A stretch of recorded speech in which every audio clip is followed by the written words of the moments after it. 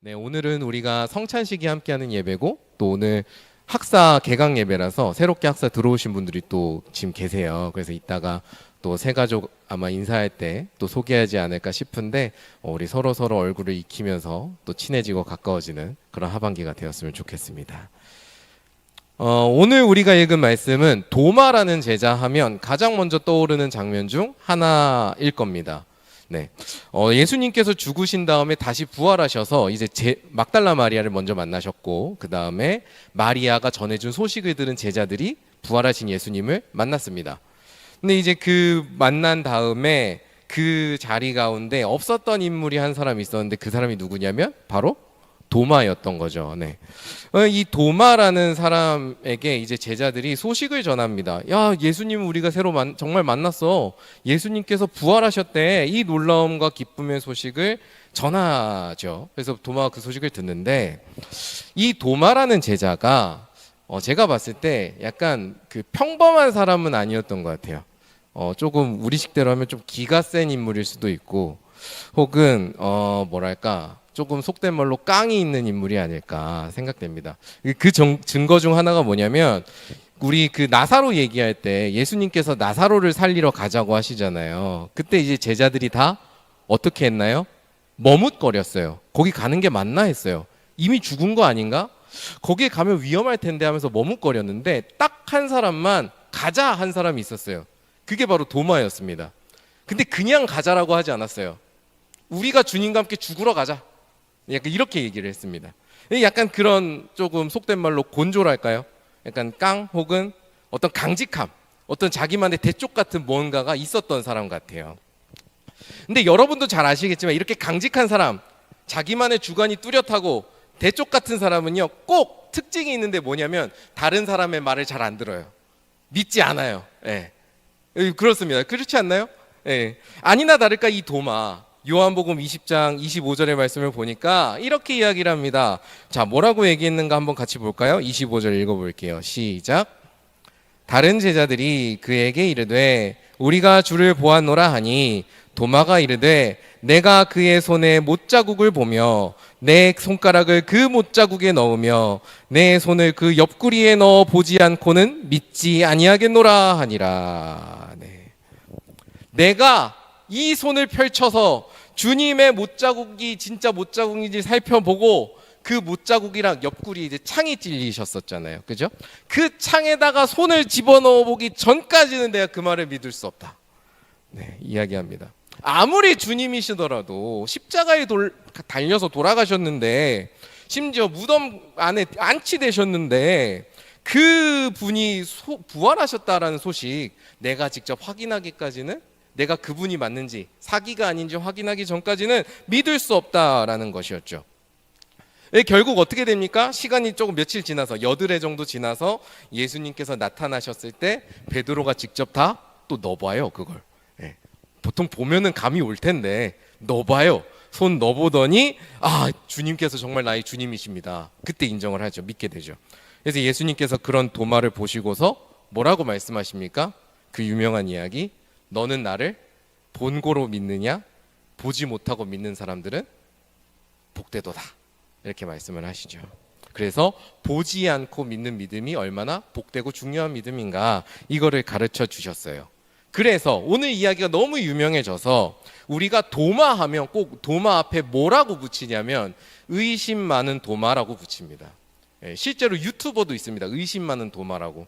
기독교 변증하시는 분이세요. 의심 많은 도마 이렇게 별명이 붙었죠. 자, 여러분 여기서 한번 생각해 보면 좋겠습니다. 여러분 의심이라는 것에 대해서 어떻게 생각하시나요? 의심, 물음표. 사실 우리는 의심이라고 했을 때 이 의심이라는 단어를 별로 안 좋아하는 것 같습니다. 왜냐하면 특별히 신앙과 관련해서는 더 그런 것 같아요. 왜냐하면 아마 그렇게 느껴지는 이유는 이런 거 아닐까 싶습니다. 의심이라는 말 자체가 일단 부정적인 뉘앙스예요. 부정적인 뉘앙스를 갖고 있기도 하고요. 뭔가 믿지 못하고 내가 확인하려는 모습 자체가 어떻게 보여요?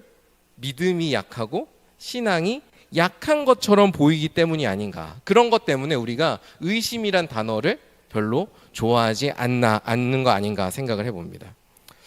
근데 우리가 조금만 더 생각을 해보면 우리가 사람인 이상 우리 사람인 이상 뭐가 있어요? 이 머릿속에 뭐가 있다고 보통 얘기합니까? 네? 생각 조금 더 고급진 용어로 이성이 있다고 얘기하죠. 네, reason. 이성이 있는 사람인 이상. 그리고 조금 더 기독교적으로 영혼이 있는 사람인 이상. 물론 이성과 영혼은 달라요. 같은 개념 아닙니다. 어쨌든 사람인 이상. 의심이라는 것이, 이 물음표라는 것이 우리와 뗄래야 뗄 수 없는 거 아닌가, 저는 그렇게 생각해 봅니다. 여러분 살면서 의심 한번 안 해보는 사람 있나요? 살면서 퀘스천 마크 한번 없는 사람 있나요? 우리는요 사실 옆에 있는 친구의 말조차도요 종종 못 믿고 살아갑니다. 그럴 때 있지 않아요? 만약에 잘 믿으시는 분들이라면 참 부럽습니다. 네. 아마 대부분은 내 옆에 있는 친구의 말도 때때로 못 믿는 분들이 계실 거예요. 하물며 내 옆에 있는 친구의 말도 때때로 우린 의심하고 물음표를 다는데, 하물며 보이지 않는 하나님에 대해서라면 어떻겠습니까? 우리 안에 정말 하나님에 대한 의심이 없고 물음표가 없다라고 하면 저는 조금 과격하게 얘기해서 거짓말이라고 생각합니다. 그건 거짓말입니다. 수많은 우리가 알고 있는 과학 지식들, 철학들, 문학들, 예술 작품들은요 어떻게 보면 하나님이라는 그 근원, 우리가 볼 수 없고 우리가 설명할 수 없는 그 하나님이라는 분에 대한 물음표에서 피어난, 오늘의 용어를 쓰자면 의심 속에서 피어난 것들이라고 해도 저는 과언이 아니라고 생각해요. 그래서 저는 오늘 말씀의 주제를 조금 이렇게 표현해보고 싶습니다. 우리가 의심을 안 할 수 없는 존재라면, 의심이 우리한테 뗄래야 뗄 수 없다면 우리가 가져야 될 의심은 어떤 의심인가?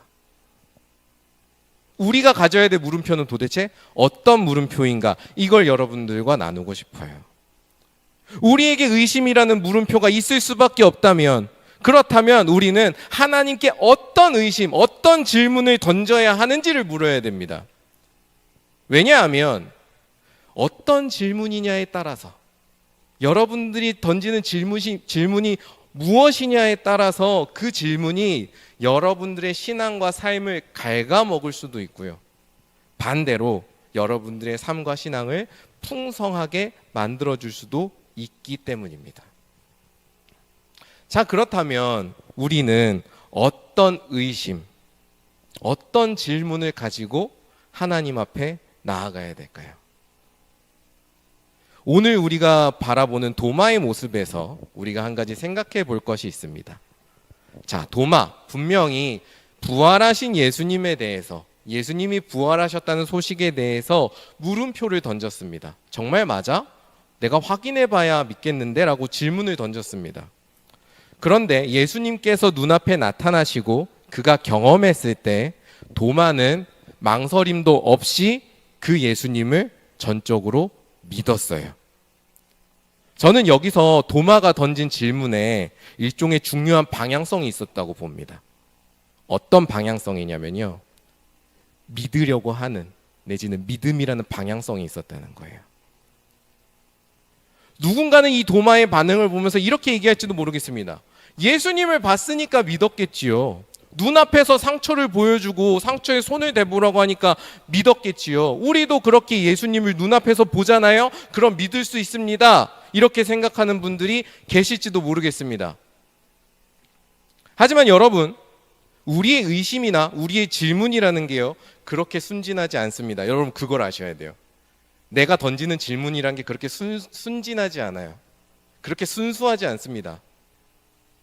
여러분들이 던지고 우리가 던지는, 제가 던지는 질문들의 대부분은요, 거의 99%는요 답이 정해져 있습니다. 여러분이 던지는, 한번 하나님께 던지는 질문이든 혹은 나의 친구들에게 던지는 질문이든 가족에게 던지는 질문이든 한번 생각해 보세요. 정말 내가 답을 몰라서 던지는 질문인가? 대부분은 아닙니다. 나는 답이 있어요. 근데 질문하는 거예요. 그럼 왜 질문할까요? 왜 그렇게 질문하는 것일까요? 그 질문에는요, 내가 모르는 것을 채워 넣으려고 하는 게 아니고요, 내가 갖고 있는 답을요 풍성하게 만들려고 질문하는 겁니다. 내가 갖고 있는 답을요 뭔가 그 근거를 분명하게 세워가려고, 지지하는 논거를 많이 만들어내려고 질문하는 경우가 훨씬 많다고요. 그래서 많은 사람들이 얘기하지 않습니까? 우리가 던지는 질문에는 사실 다 답이 정해져 있다. 도마도 마찬가지였습니다.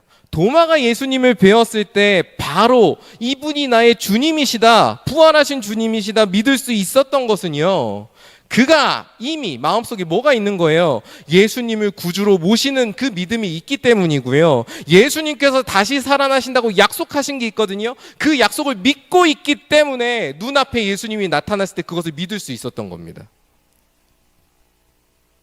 그 믿음이 있었기 때문에 도마의 의심은, 도마의 물음표는 어떻게 나아갈 수 있었던 거예요? 예수님을 향한 더욱더 굳건한 확신으로 나아갈 수 있었던 거라고요. 우리 믿음의 선배들은요, 이런 질문이 너무나 중요하다고 생각했습니다. 하나님을 믿는 가운데 그 하나님의 믿음을 풍성하게 만들기 위해서, 내가 하나님을 조금이라도 더 잘 알기 위해서 믿는 것, 그 질문하는 것, 이 질문이 너무 중요하다고 생각을 했어요. 이 믿음이라는 방향성이 있다면, 우리가 하나님을 굳건하게 믿는 가운데, 예수님을 믿는 가운데 우리가 질문을 던진다면 그 질문과 의심, 정확하게는 우리의 탐구가 예수님을 향한 더욱더 풍성한 확신으로, 우리의 굳건하고 성숙한 믿음으로 이끌어간다고 우리의 믿음의 선배들은 생각했습니다. 그래서 이러한 자세를 두고, 이러한 신앙생활을 두고 우리 신앙의 선배들이 뭐라고 표현했느냐? 이해를 추구하는 신앙이라고 말했습니다. 잘 들어야 됩니다. 이해를 추구하는 신앙입니다. 이해가 돼서 믿는 게 아닙니다. 믿기 때문에 이해를 추구할 수 있는 겁니다. 믿기 때문에 나의 물음에 새로운 답이 오는 거예요. 우리에게는 바로 이런 신앙이 필요합니다, 여러분. 이런 질문이 필요해요. 계속해서 하나님을 알아가기를 열망하고 기대하면서, 우리가 하나님께 질문을 던질 때 하나님께서 주시는 답이 완전치 않을 수 있어요. 내가 다 이해 못할 수 있어요. 하지만 그 찰나의 편린을 보고서도 우리가 기뻐할 수 있는 그런 질문, 그런 믿음이 우리에게 필요합니다. 이런 마음을 가지고, 이런 마음가짐을 가지고 우리가 하나님과 질문을 주고받을 때, 오늘 도마에게 왔던 이 복, 예수님을 보고 나의 주님이라고 기뻐하는 그 깨달음과 즐거움이 우리에게 있을 거란 말이죠. 그리고 그 질문들이 성숙해지고 풍성해지면 풍성해질수록 우리는 어떻게 되어갈까요? 도마처럼 일일이 예수님을 확인하지 않아도, 내가 직접 손을 넣어보지 않아도, 내가 직접 그 손에 못자국 난 그 못자국을 보지 않아도 우리는 하나님을 더욱더 굳건하게 신뢰할 수 있고 하나님과 동행할 수 있는 그런 복을 누릴 겁니다.